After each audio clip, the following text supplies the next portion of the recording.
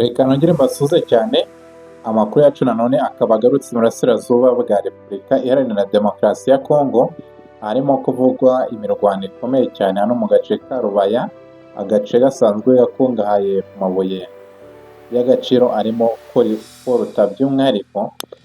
Aka gace rero kakaba karimo kuvugwa ko kuva mu gitondo cy'ejo hashize ku wa 27 uduce tugiye dutandukanye two muri teritwari ya Masisi turi kuberamo imirwano ikomeye cyane ihanganishije iri huriro rya AFC M23 ndetse n'abarwana ku ruhande rwa leta ya Repubulika Iharanira Demokarasi ya Kongo. Muri iyi mirwano kandi iri kubera mu ntera y'ibirometero bibarirwa muri 30 uvuye muri santere ya Rubaya, ingabo za Repubulika Iharanira Demokarasi ya Kongo zirimo gufashwa n'imitwe ya Wazalendo, imitwe irimo Nyatura ndetse n'umutwe wa FDLR, umutwe ugizwe n'abasizi barekuye u Rwanda mu 1994 ndetse ukaba uvuga ko urwanya ubutegetsi bw'u Rwanda. Kugeza magingo aya haramenyekana uruhande rwatangije iyi mirwano cyangwa se ngo habe hamenyekana uruhande rurimo kugenda rutsinda cyane, nubwo abenshi bavuga ko AFC M23 ariyo iri kugenda igerageza, ariko nanone amakuru akaba avuga ko abaturage aribo bagiye bagirwaho ingaruka n'ibi bitero cyangwa se n'iyi mirwano, aho bamaze igihe kirenga icyumweru bahungira mu duce tugiye dutandukanye tutarimo imirwano, aho bumva batekanye, aho ndetse na benshi cyane bari gukomeza kuzinga utwabo. Ubona ko muri tuno duce nta baturage bakirimo benshi mu ngo zabo, nyuma y'uko barimo gutinya ko imirwano yabasanga mu rugo, nk'uko bazi ko n'ibitero bikunze no kuba byabibasira bibasanze mu ngo zabo.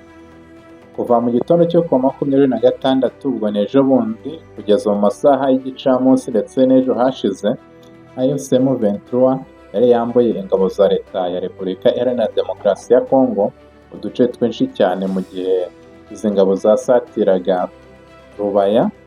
Uduce rero bari batsera ihuriro ry'ingabo zirwana ku ruhande rwa leta tukaba turimo Bukinanyana, Gasenyi, Runigi, Karunga, Bushiha, Nkukwe, Nyakigano, Mushebere ndetse na Kavuta.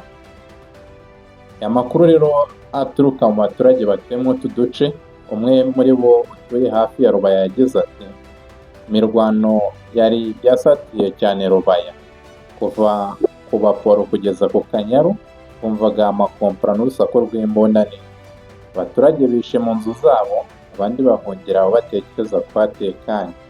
Undi nanone yaje atangaza ko nyuma y'imirwano yabaye ku wa 26 yabonye abarwanyi benshi cyane ba Wazalendo basubira inyuma berekeza mu gace ka Kibabi mu ntera ibirometero 15 uvuye hano muri Rubaya.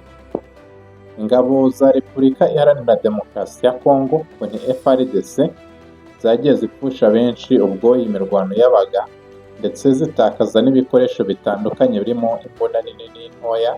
Gusa imibare y'abapfuye ndetse n'ibikoresho byafatiwe ku rugamba bifatwa na AFC M23 by'umwihariko byari byatawe n'abarwana ku ruhande rwa leta y'iki gihugu bikaba bitaramenyekana, mbega ngo hamenyekane abafashwe imbunda zingana gutya cyangwa se hapfuye aba n'aba, bitewe n'uko imirwano igikomeje.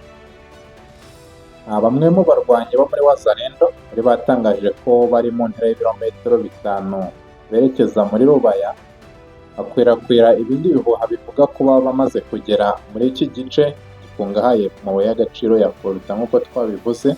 Gusa umuyobozi wa teritwari ya Masisi washyizweho na AFC M23 yitwa Emmanuel Ndizeye Rutebuka, akaba yarasuye abaturage muri santere ya Rubaya ku wa 26 ndetse abamenyesha ko ingabo za leta y'iki gihugu zitazigera zihafata ngo zize kuza bateza ibibazo by'umutekano muke.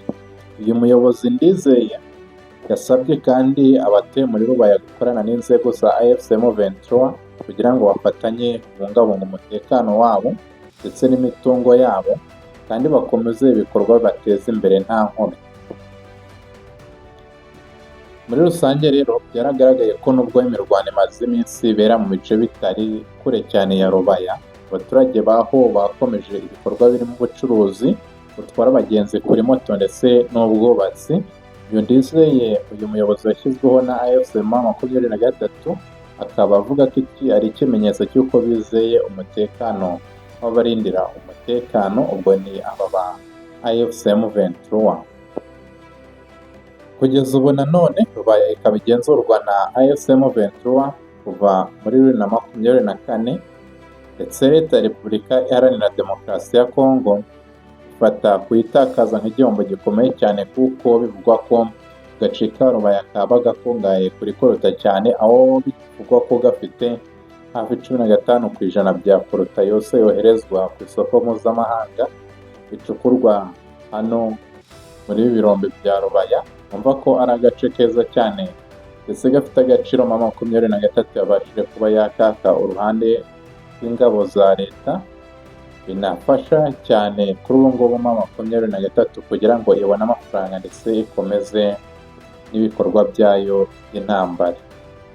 Bashimiye cyane mwese twari kumwe, kanda subscribe isure mu kanya.